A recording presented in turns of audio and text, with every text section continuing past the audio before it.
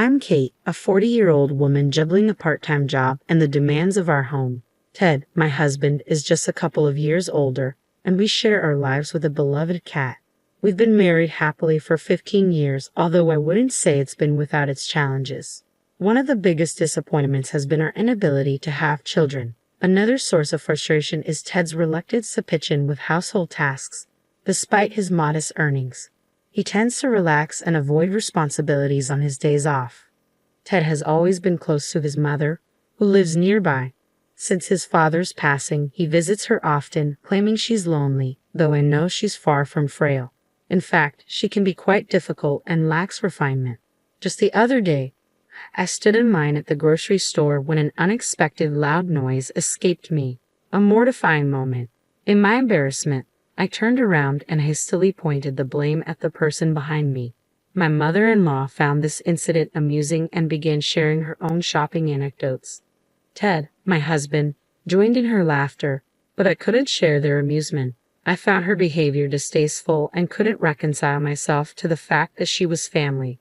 Her unpleasant demeanor left her with few friends, and it seemed like her main pastime was making life difficult for her daughter-in-law.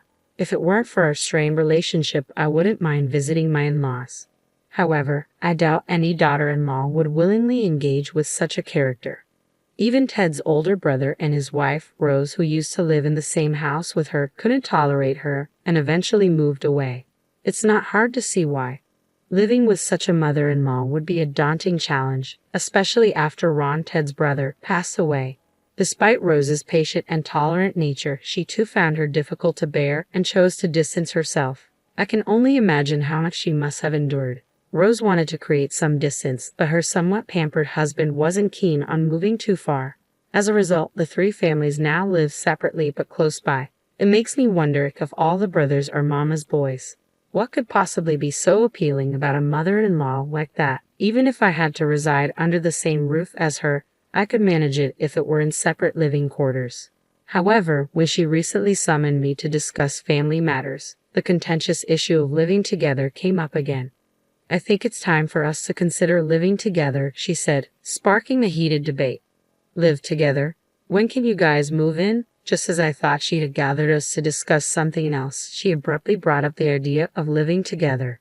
What surprised me even more was her assumption that it was already decided and she was jumping straight into discussing moving and dates. I was taken aback. Wait a minute. Hold on. I don't want to live together, I blurted out. I've seen how much trouble Rose went through, and I don't want to go through the same.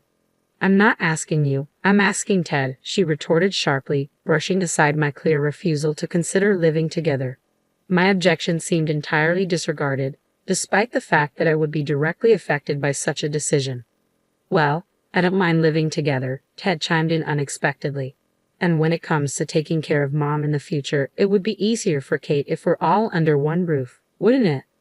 I couldn't believe Ted had agreed to this so readily, assuming I would take on the caregiving responsibilities in the future. Take care of you? Are you serious? I exclaimed, incredulous. After all the difficulties you've caused Rose and me. Her expression soured at my response. Oh dear, that sounds rather harsh. I was just offering some guidance as your elder in matters of health and family. Education. Is she really the one to talk about education? I mused silently. Regardless, I have no intention of living together or taking care of you. If you insist, I will file for divorce, I stated firmly, startling Ted. Whoa, wait, divorce over this? Ted reacted, clearly flustered. Considering divorce over being coerced into living together and caregiving without regard for my feelings is not unreasonable, I asserted. I have a job and stable income, so I'll manage just fine even if we separate. Ted was left momentarily speechless. Well, if Kate truly doesn't want to, then I suppose we'll have to ask your brother and Rose to return, she interjected, causing Rose to panic. Oh, I can't live with my mother-in-law again. It would be detrimental to my mental health. Absolutely not, Rose exclaimed, clearly distressed. However, this time her husband attempted to soothe her. Calm down, Rose. Mom may have been tough on you in the past, but it was out of concern for you. She regrets it now, he reasoned. Regret? I haven't seen any signs of regret from her at all. Rose retorted, clearly unconvinced. Yeah, you never argue back no matter what I say, so it's not much fun for me either. It's tough when a daughter-in-law is as straightforward as Kate, but it's also difficult when she doesn't express her thoughts, her brother-in-law added unexpectedly. Rose was left speechless at his unexpected remark. Standing beside her, I too was taken aback and rendered speechless. Rose had always been a homemaker. If you divorce, you'll struggle financially right away. Kate works diligently. Unlike you, remarked the brother-in-law, prompting the mother-in-law to chime in.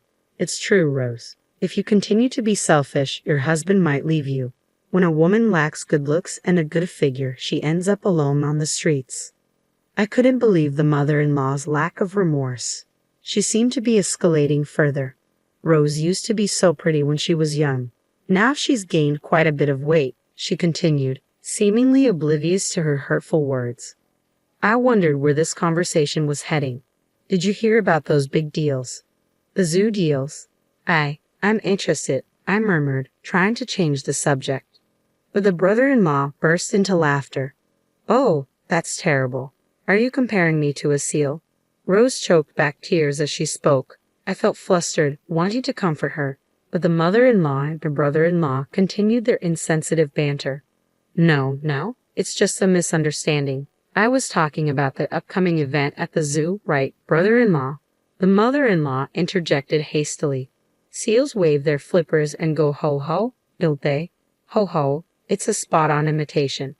To my disbelief, the brother-in-law and mother-in-law began imitating a seal, flapping their hands at their sides. Stop it, please. Are you both out of your minds? I exclaimed, shocked by their behavior.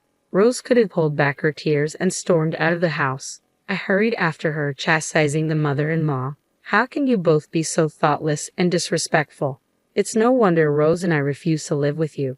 Ted interjected angrily. You act all high and mighty because you work, but you're just another woman trying to make it on her own. You'll end up on the streets like Rose.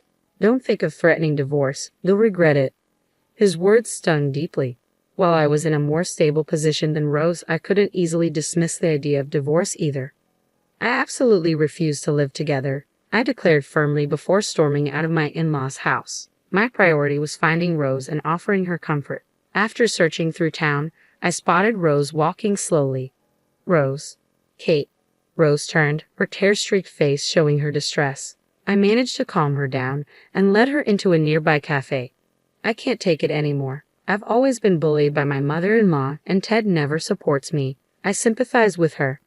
Yeah, both brother-in-law and Ted are such mama's boys, Rose sighed in agreement. It's not just the bullying from my mother-in-law. I can't tolerate his cheating anymore. And even worse, my mother-in-law is helping him cheat, Rose suddenly confided, catching me off guard. Wait, hold on. Brother-in-law is cheating, and your mother-in-law is in on it? How did this happen? I asked, stunned by the revelation. He's been seeing someone else for a while now. He claims he's visiting his mom, but he's actually out with his mistress. His mother covers for him, creating excuses and lying to cover his tracks, Rose explained tearfully, pouring out her emotions. Oh! My heart went out to Rose. She was not only enduring mistreatment from her mother-in-law, but also betrayal from her husband. It was a heartbreaking situation for her. I understand why you're upset. It's heartbreaking, but why endure it? You don't have to put up with this, I said, hoping to console Rose. But instead of finding solace, Rose looked at me with a puzzled expression. Why endure it? I thought you were enduring the same thing, Rose replied cryptically. What do you mean? I asked, puzzled.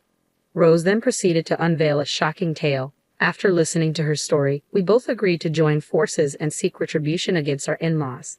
The behavior in that household was simply outrageous. There was no reason for us, as wives, to endure their ridicule in silence. We vowed to repay them double for the humiliation they had inflicted upon us and to assert ourselves once and for all. A month after Rose and I made our decision, our mother-in-law quietly summoned us once again. Without informing our husbands, Rose and I made preparations, seeing it as the perfect chance. With determination in our hearts, we set off for our husband's family home. I really think one of you should move in with me. Our mother-in-law brought up the topic of living together again. I'm getting older, and eventually you girls will have to take care of me. Think of it as practice. Before I could respond, Rose intervened firmly. I won't do it. I refuse to live here under any circumstances. If that's what it comes down to, I'll file for divorce. Her tone was resolute this time, catching our mother-in-law off guard. Ridiculous. And what about you, Kate? Our mother-in-law turned to me next. Huh? I was caught off guard. So, you want us to live with you because you expect us to take care of you, right? I clarified. Well, yes, that's part of it, but I also don't want to be alone. I want to live with one of my sons, she explained. When neither Rose nor I agreed, our mother-in-law's impatience grew. Can't you girls understand a simple request? This isn't a request, it's an order. You will live with your husbands here. Rose and I exchanged a glance and shook our heads in unison. We refuse. Perhaps someone else can fulfill this role instead, I declared calmly. With that, I spread a handful of photos across the table. What is this? Brother-in-law and Ted gasped in surprise. These photos are evidence that both brother-in-law and Ted have been cheating, I stated firmly, laying out the pictures on the table. They showed them entering hotels with other women, kissing in the shadows near telephone poles. So, you've been cheating together, such loyal brothers, I continued, addressing them directly. It appears our mother-in-law knew about this and helped cover for you both. And now, after all that, you have the audacity to ask us to live with you and care for you. How shameless. Rose nodded in agreement beside me. If you need care, ask these women in the photos. As for us, we're divorcing you and will not live with or care for you. But that's a problem, our mother-in-law stuttered nervously. A problem? We don't see any problems here, right, Rose? I said, turning to her. Rose grinned confidently. If you get divorced, you'll be the one with problems. A housewife like you won't survive on your own. Brother-in-law erupted in anger. Was he trying to imitate a sea lion again, like he did a month ago? Not this time. The threat of divorce is not a bluff, Rose replied calmly. I won't have any issues. I plan to secure substantial compensation from you. Additionally, I intend to demand compensation from your mistress. With that, I should be able to rent a small apartment and rebuild my life. It will require finding a job, but I'm determined to stand on my own. I'll support you, Rose. We both agreed to stand together and confront the situation. With my personal savings, I can manage for now. Once Rose secures compensation from her husband and his mistress, she'll repay me with a small amount of interest. We must extract money from these two, no matter what. Oh, Ted, I intend to seek compensation from both you and your mistress, even with my job. Finances are tight for a divorced woman in her 40s. I declared firmly to Ted, who looked stunned. I'm sorry, it was just a mistake. I didn't mean anything serious, Ted pleaded. Whether it was serious or not, an affair is an affair. I've already spoken with a lawyer, so please contact them, I said, handing both Ted and brother-in-law business cards from the same law firm. The lawyer's name on the card was identical for both. We both hired a lawyer simultaneously and managed to secure a small discount on the retainer fee. Quite the bundle deal, you might say. A strategic move worthy of a savvy housewife. Wait, let's talk this through, please.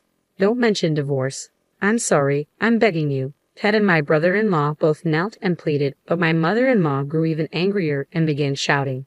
If you're going to divorce, just do it. Can't handle a little infidelity from your husband? I don't need such an intolerant daughter-in-law. Rose suddenly burst into laughter, her confidence shining through. After all, a woman gains strength with a big move. Mother-in-law, you seem quite tolerant of infidelity yourself. Could it be because you've been in the same situation? Rose's words caught my mother-in-law off guard. What are you talking about all of a sudden? Didn't you have an affair back in the day? That's what the neighbors said, with a part-time student from Ted's swim club. What's going on with your family's DNA? I know your late husband was diligent, but where did you hear such nonsense? Maybe you should ask around, I retorted, puzzled by my mother-in-law's accusation. Well, we'll be packing our things now, Rose and I announced in unison, standing up with bright smiles. Enjoy your time. Following that, Rose and I returned to our respective homes, gathered our pre-packed belongings, and departed. We had already secured an apartment, where we met up later. Despite numerous calls from Ted and my brother-in-law, we ignored them all, leaving everything to our lawyer. Eventually, our dual divorces were finalized and we received our alimony. My mother-in-law's plan to have her daughters-in-law care for her failed, leaving her to rely on her two sons. Evidently, a dispute arose between my brother-in-law and Ted over who would take care of her. Come back, it was my fault. Let's start over. I'll be waiting for you at the restaurant where we used to go on dates. Every night, emails like these from my brother-in-law and Ted kept popping up on Rose's and my phones. After work, we would read them, share a drink, and laugh about our ex-spouses. Hey, Rose, you remember which restaurant he's talking about? I asked one evening. I'm not sure. The restaurant where we used to go has been torn down. I wonder where he's waiting, Rose replied thoughtfully. It was just Rose, myself, and our cat now. After Rose found a job, she moved out of the apartment we had escaped from together, away from that toxic family. Despite living separately, we remained close, supporting each other as friends. As I stroked my beloved cat and sipped my coffee, I savored the peace of my new life.